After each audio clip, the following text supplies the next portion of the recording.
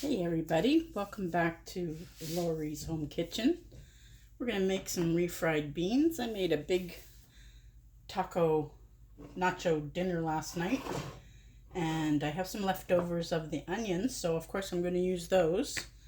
And I've cooked these pinto beans myself, but you can, if you don't cook your own beans, then just go ahead and get yourself a can of pinto beans. That's what these are. And liquid and all, no worries. You want that little bit of liquid in it. So what we're going to do is we're going to get our pan hot and we're going to add a little bit of oil. We're going to saute the onions up. If you want to add some, you can use yellow onion as well, of course. If you want to add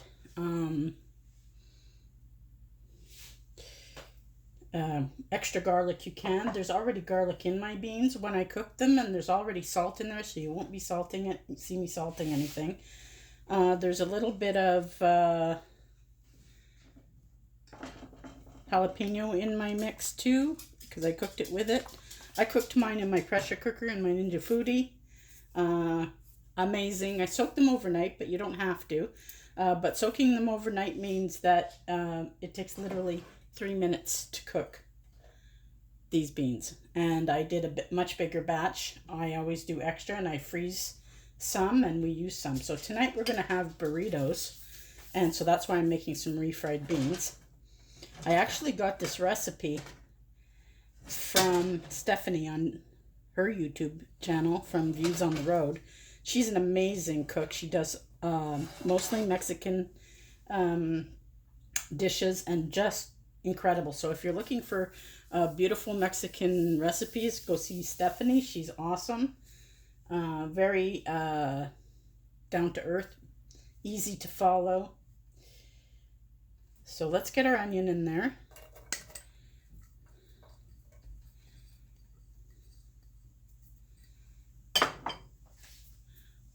I should have got that heat going sooner. Cast iron takes a few minutes to heat up, but that's okay. Where is my...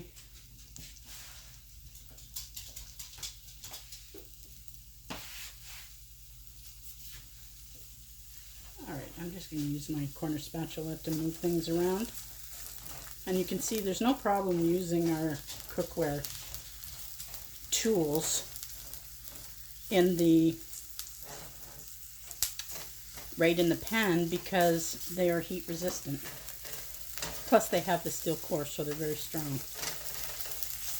Okay, I want to get my onions sauteed. I probably should have started them ahead of time, but that's all right.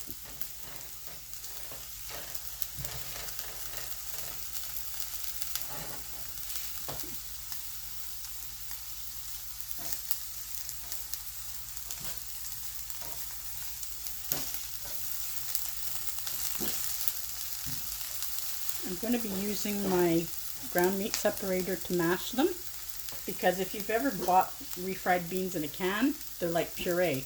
I am not going to make them actually a puree. I'm going to make them some mashed and some a little bit chunky, because that's how we like it.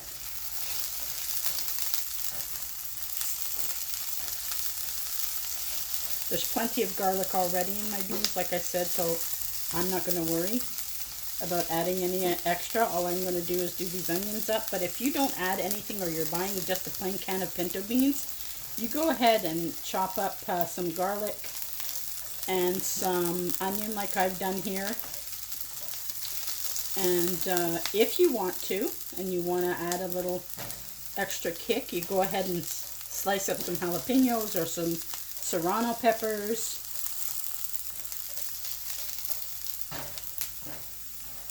Serranos are really nice for this. Actually, that's what I think Stephanie uses in her recipe. And as you can see, my beans, I'm still in awe of my pressure cooker. I just have begun using one. It's part of the Ninja Foodie things that you can do, like besides air crisp and air fry, which is also awesome. But you see there's a piece of my jalapeno that I put in there. That's going to get mashed up, and you can see the pieces of garlic.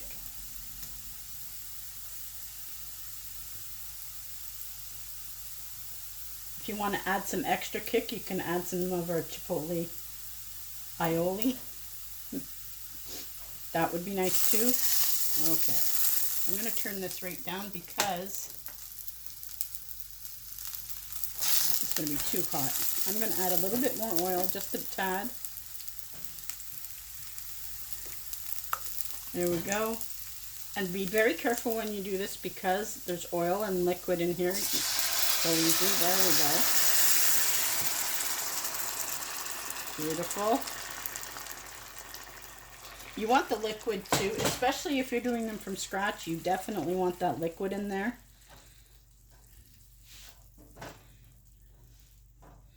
All right. Now it's cooled down everything. I'm just going to get them warmed up. And then I'm going to start mashing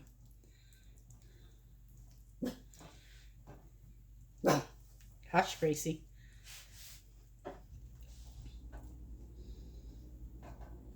Now this has already got beautiful flavors in it, so I really don't feel like I need to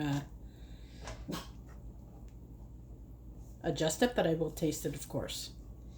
I may have too much liquid there, may have to add a few more beans. I have a big container of them, so I'm not worried. I'm going to start mixing up. If you don't have your ground meat separator yet, I'll show you the masher that I suggest, because it doesn't get anything. You're going to want a masher like this style. There it is. Because that way it doesn't it doesn't get stuck, you know? So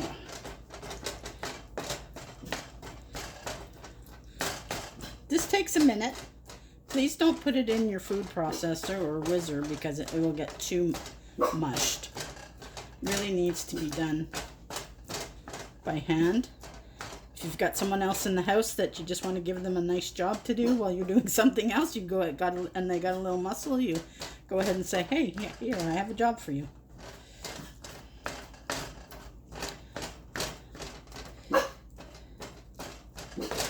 Gracie, stop woofing.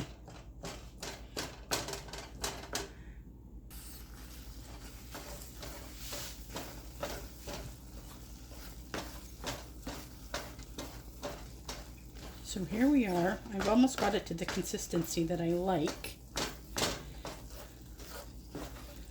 Pretty much done, I think.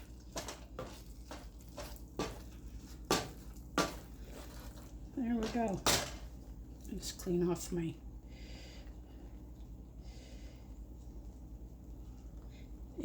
Today it's a bean masher.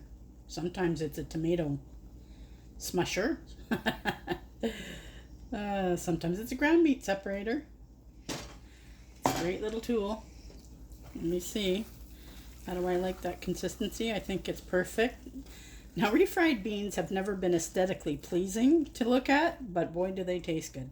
I never really cared for them until I started making this recipe. And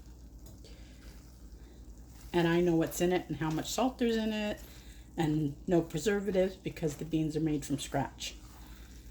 And it's really easy to do. Even if you don't have a pressure cooker, you can make them in your slow cooker. Make them on top of your stove. I'm going to turn it down a little more. I'm going to give it a little taste test. Let's have a little taste.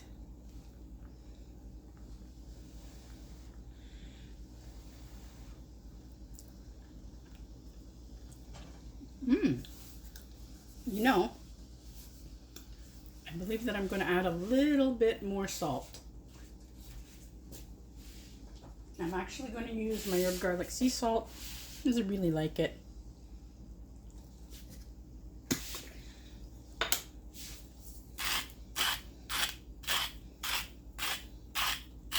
There we go.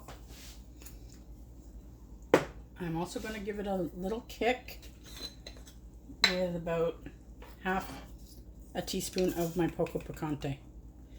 Just a little extra. Yum yum. There we go. And then it's ready. Now, I use refried beans in a lot of ways. One of our favorite ways is, of course, burritos, and we layer it with some nice rice and cheese.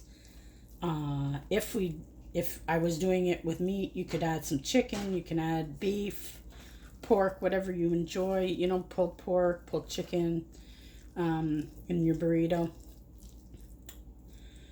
Some salsa. You can make it fully loaded. Add whatever you enjoy. I also do quesadillas with it. I'll spread a little bit on my tortilla and then add some cheese, put another one on top, and make myself a nice quesadilla. And you've got your protein here, right? It's a good source of protein, these pinto beans. All right, thanks for watching. I'm going to love you and leave you. I hope you enjoyed this little quick clip on how to make refried beans. Have a great day, and I'll see you next time.